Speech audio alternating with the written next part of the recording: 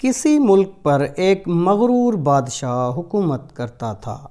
وہ ہیرے جواہرات، شان اور شوکت اور اپنے جاہ و جلال کے نشے میں بدمست ہو کر رعایا کی طرف سے بالکل غافل ہو چکا تھا اور اسے ان کی مشکلات اور پریشانیوں کی کوئی فکر نہیں تھی۔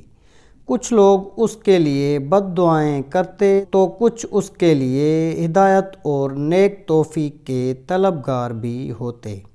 ایک وقت آیا جب خدا نے رعایا کی سن لی۔ ہوا یہ کہ بادشاہ کو ایک دن نہایت شان و شوکت سے سپاہیوں کے لاؤ لشکر کو ساتھ لے کر شکار پر نکلنا پڑا۔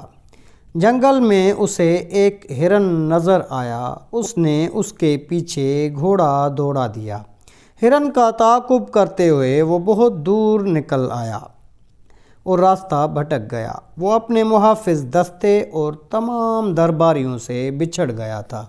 ادھر انہوں نے بادشاہ کو بہت ڈھونڈا لیکن گھنے جنگل میں مایوسی کے سوا کچھ ہاتھ نہ آیا، اور یوں بھی رعایا کی طرح بادشاہ کے سپاہی اور درباری سبھی اس کی اکڑ اور غرور سے تنگ آ چکے تھے۔ انہوں نے اپنے فرمان روا کی تلاش بند کر دی اور واپس لوٹ گئے۔ بادشاہ سارا وقت راستہ تلاش کرتا رہا لیکن نہ تو اسے اپنے محل کی طرف جانے کا راستہ ملا اور نہ اس کے درباری۔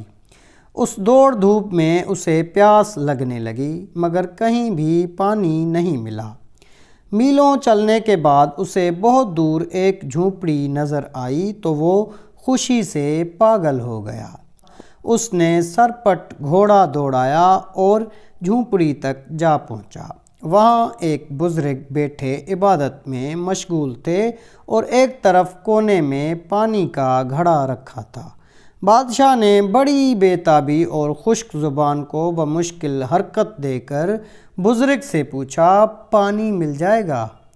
ہاں مل جائے گا، مگر ایک شرط پر۔ بزرگ کی پرجلال آواز جھونپڑی میں سنائی دی۔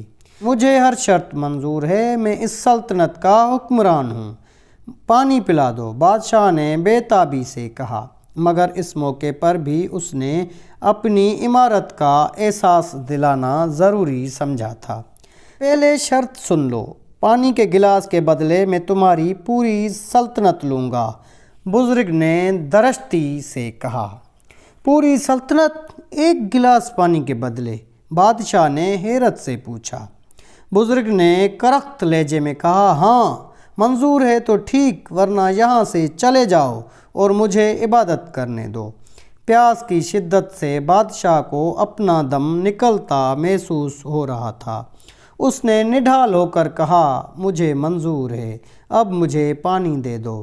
پانی پی کر بادشاہ کی جان میں جان آئی تو وہ بزرگ سے کہنے لگا، وعدے کے مطابق اب میں بادشاہ نہیں رہا، آپ میری جگہ بادشاہ ہو گئے ہیں۔ آپ میرے ساتھ محل چلیں اور تخت سنبھال کر مجھے وہاں سے رخصت کریں۔ بادشاہ کی بات سن کر بزرگ نے مسکراتے ہوئے اور ایک بے نیازی کے ساتھ کہا، جس سلطنت کی قیمت ایک گلاس پانی ہو، اس کی حقیر بادشاہت لے کر میں کیا کروں گا؟ یہ سن کر بادشاہ بہت شرمندہ ہوا۔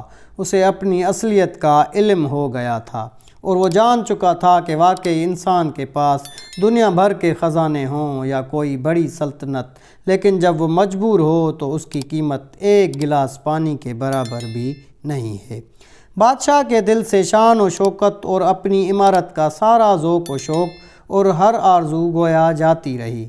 اس نے خدا کا شکر ادا کیا کہ آج اسے ہدایت ملی۔ بادشاہ نے ایک اچھے حکمران کے طور پر زندگی بسر کرنے کا فیصلہ کر لیا۔ تب اس بزرگ نے بادشاہ کو گھنے جنگل سے نکالا اور محل تک پہنچایا۔